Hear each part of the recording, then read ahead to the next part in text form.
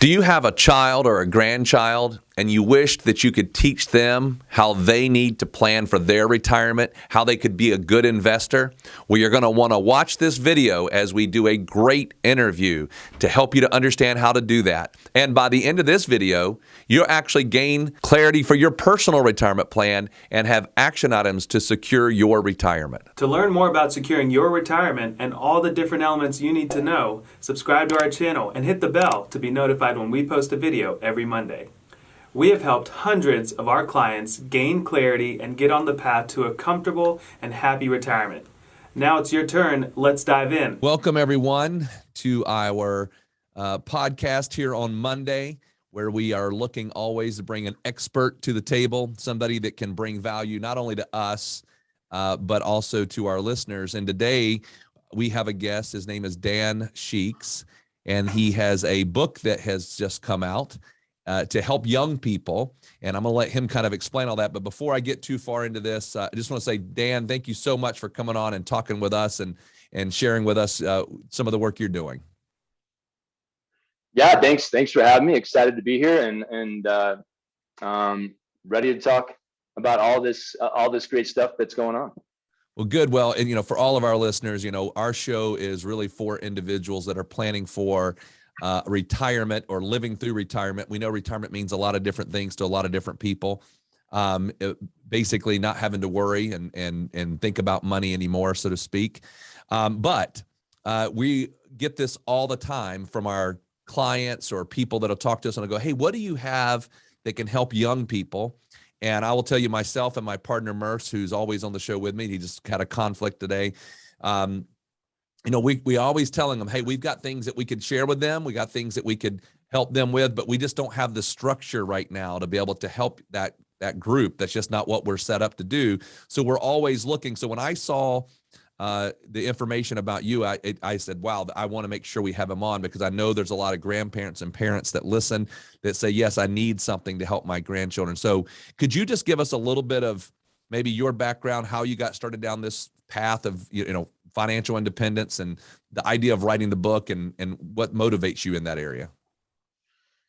Yeah, I'll try to do my best to keep that concise. But yeah, thanks for having me on. I think you're right, Raydon, that most of your listeners who are interested in retirement and getting to a place of financial security probably have some young people in their lives, teenagers or Gen Z 20s, who they would like to pass down information to. And so that's one of the reasons I created my community, my online community, and wrote the book, was to help young people learn about money, make better financial decisions early in their life to set themselves up for a bright financial future. And so my background a little bit, I am a public high school business teacher. I've been teaching for almost 20 years. I teach business classes like financial literacy, personal finance, entrepreneurship, marketing. And I love my job. I love working with young people, but what I found is that the public school system isn't really supportive of the idea of financial literacy for our young people. Very few states have that as a requirement, especially like a personal finance class, which I think is doing a disservice to our youth. But I also found that that's a very tough road to hoe to try and fight that battle. So I just said, where else can I reach young people if I can't do it in the classroom, because I teach the class, but it is an elective. So a very small percentage of students in my high school will take the class. So, I went online. I started with a blog site that quickly grew into a more robust website with different resources.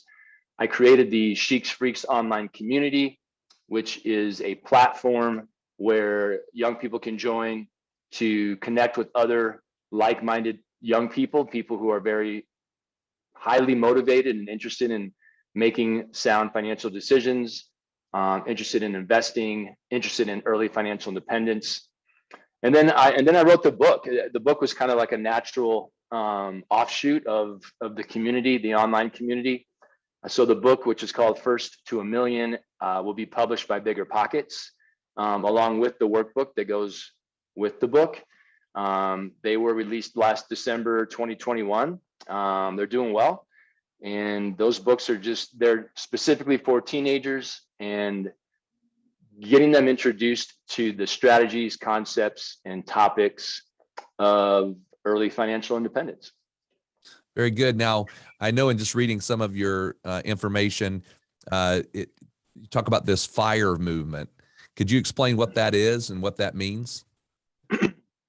Yeah, for those who aren't familiar, the FIRE movement, FIRE stands for Financial Independence Retire Early, which is a great acronym, but most people who are in the FIRE community, I am in there, we don't love the word retire. That's a little bit misleading, but the idea is that if you make different financial money choices early in life or anytime really, you engage in frugality, some kind of a side hustle perhaps, a high savings rate and smart investing, that you can reach a point where you are financially independent.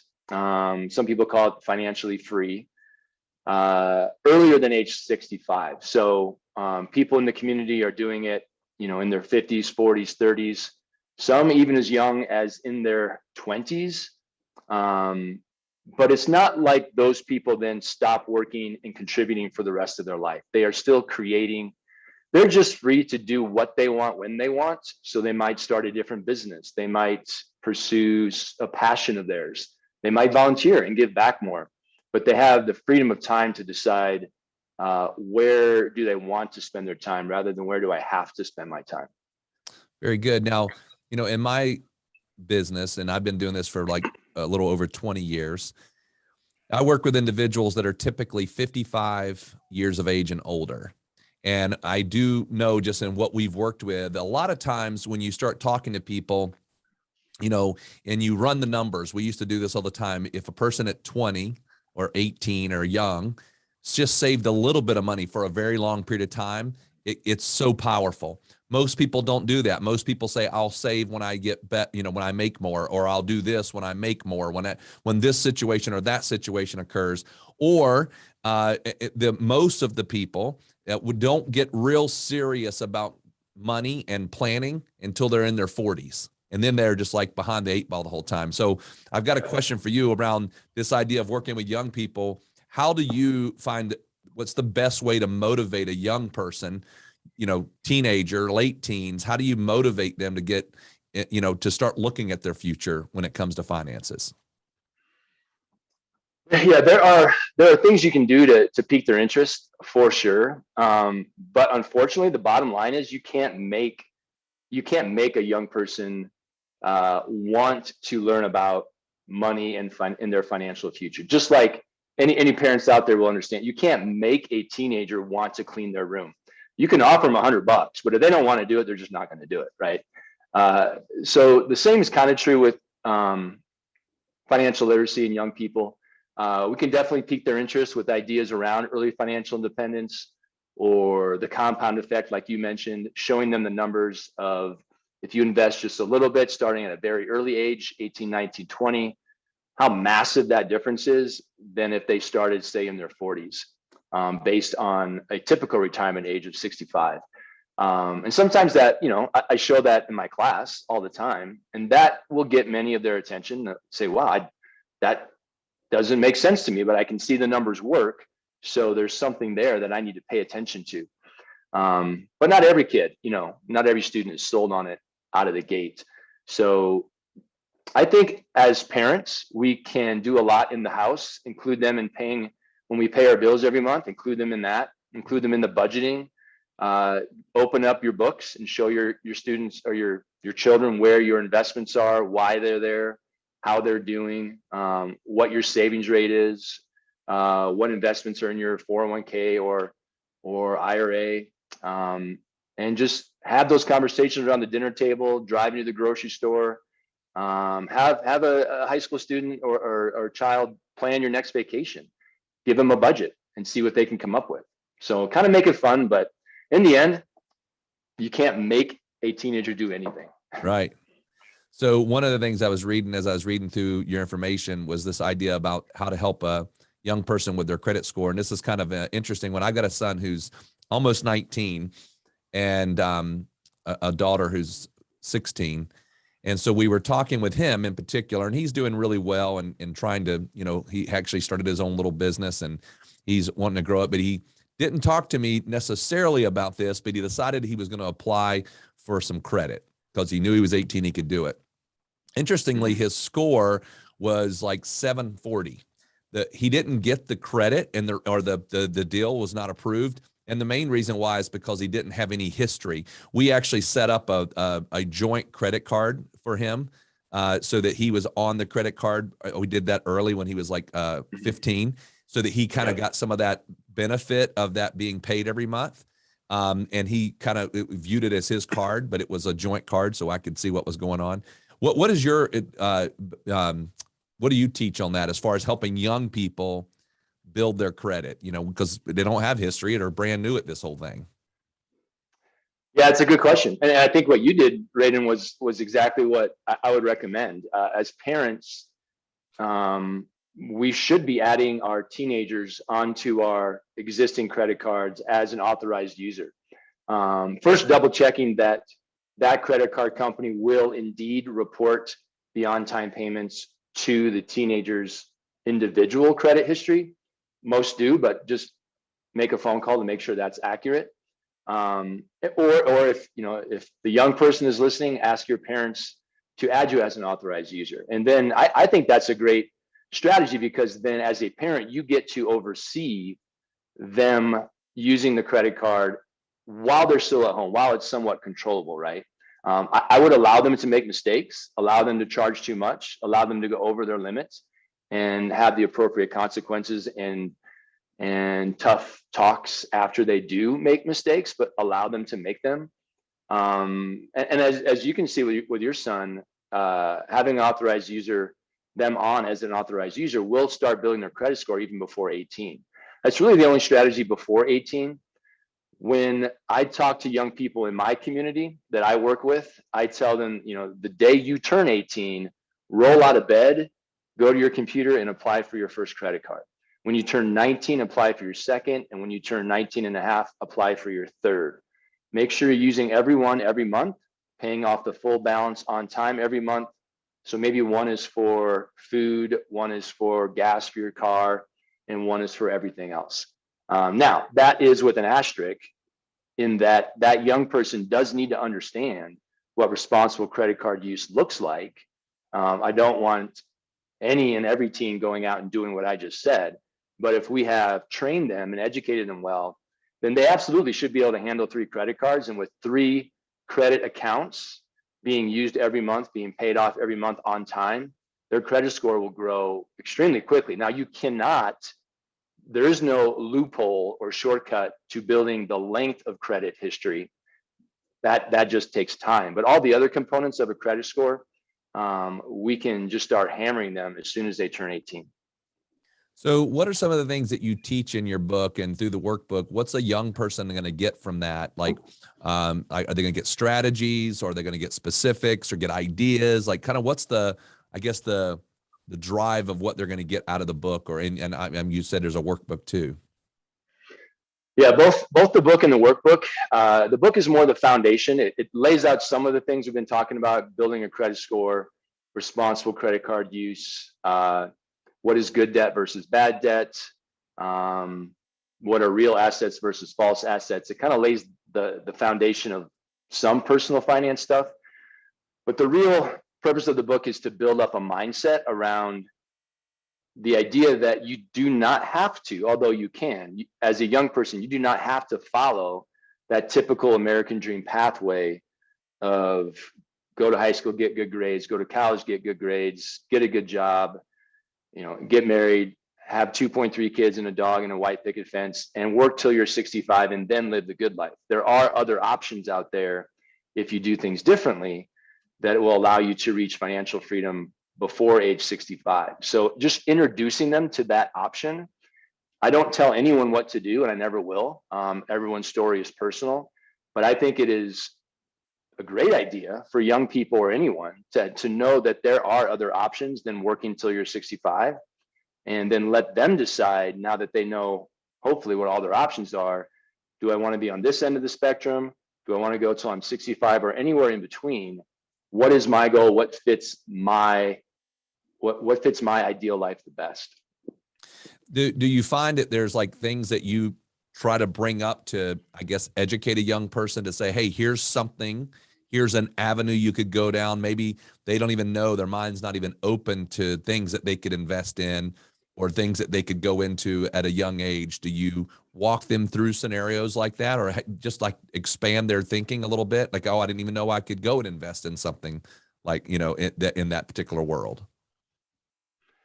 Yeah, most young people are pretty brand new, right? Especially when it comes to investing. So the book walks them through opening their first brokerage account, which is extremely intimidating to most people who've never done it, but actually is a pretty simple process.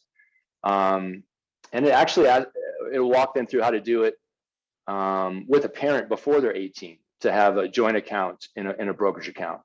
And then depending on their level of confidence and the parents' involvement, perhaps they could even make some small investments in that brokerage account before turning 18 with their own money. But either way, when they turn 18, they can open a brokerage account, start making investments in the stock market. I recommend index funds, but we talk about different options there too. And so, yeah, as a teacher, I think a superpower of most teachers is that we should be able to explain things articulately in a way that pretty much anyone can understand them. If I have a classroom of 30 kids, my job is to make sure they all understand the topic I'm talking about. So I hope that translated into my book. And so when I talk about something like opening a brokerage account or starting to invest or tracking your expenses or having a high savings rate, that I explain it in a way that all young people can understand and not feel intimidated and feel like they can actually do that for themselves. So let's say a young person goes out, buys the book, gets the workbook, they're doing this, and they're just trying to think it through. I know you said you have an online community. I think that's what you said earlier. Is that a resource? Is that something that have you built something, or is there some way that they could go, hey, I'm in the middle of this, and maybe they need a little bit of assistance, or they would like to hear from other people? Like, how does that work within what you've built? Yeah, that's where that online community comes in. So people who read my book, or even young people who haven't, the online community has been around for a couple of years. The book's only been released for a month. And so the young people in the community, it's actually really amazing for me to watch as a facilitator, but it's that Jim Rohn quote, right? You are the 4 or 5 people you spend the most time with. And so in that community, these highly motivated young people who want to maximize their financial future are then around other people like them, the same mindset, the same age, and they hold each other accountable. They support each other. They share resources. They talk about where they're at, where they want to go. There's different topics. We call their groups inside the community. There's about 40 different topics. So if they are specifically interested in, say, cryptocurrency, or specifically interested in maybe mindset discussions or entrepreneurship, they can go into that group and find even a more niche group of young people and connect with them. And it's kind of like a Facebook group, but on steroids. It's much more robust than a Facebook group. The community that we have, there's a free version, and there always will be. There is also a paid version with some extra features. It's only $100 a year, but I encourage anyone to try out that free version and connect with other young people. It's amazing what they're doing in that group.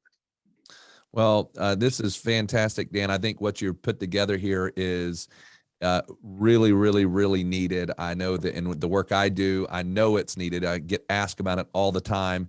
And I know this is going to be a benefit to young people. So could you just share with us maybe some of the different places that somebody can go, whether to get the book, go to check out the online community, or your website, contact information, whatever that might be, the best way for people to find out more? Yeah, I'd love to. And thanks for the opportunity. So the book, First to a Million, and the workbook, the First to the Million workbook, they are available right now at biggerpockets.com/teen.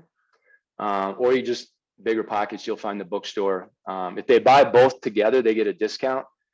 as well as the online community. They can just go to cheiksfreaks.com and join the online community. And I will do this if any listeners or anyone comes to that community through this podcast. If they want to do the paid, they don't have to. They can do the free version. But if they elect to do the paid version, if they enter a discount code, Secure Your Retirement, all one word, all lowercase, they'll get a nice discount on that annual membership fee as well. Well, that's fantastic. We'll make sure that we include all of that on our website, when in our show notes, as well as on any platform anybody's listening to. So they'll have all those links there really easy. But thank you very, very much for taking time out of your day and coming on and talking to us about this. We certainly appreciate it. Appreciate you having me. I had a blast. Thanks for introducing some of your listeners to the book and the community, and look forward to staying in touch. We hope this video has given you some confidence and clarity as you plan for a worry-free life in retirement. But what else do you need? We have created a complimentary video course called 3 Keys to Secure Your Retirement. This video walks you through step by step what you need to do to get ready for retirement. You can also check out our podcast called Secure Your Retirement. You can subscribe below. For more retirement tips, watch this video. Create your retirement income plan. Also, click here to subscribe to our podcast, Secure Your Retirement. If you like this video, hit the like button and be sure to subscribe and share it with your friends.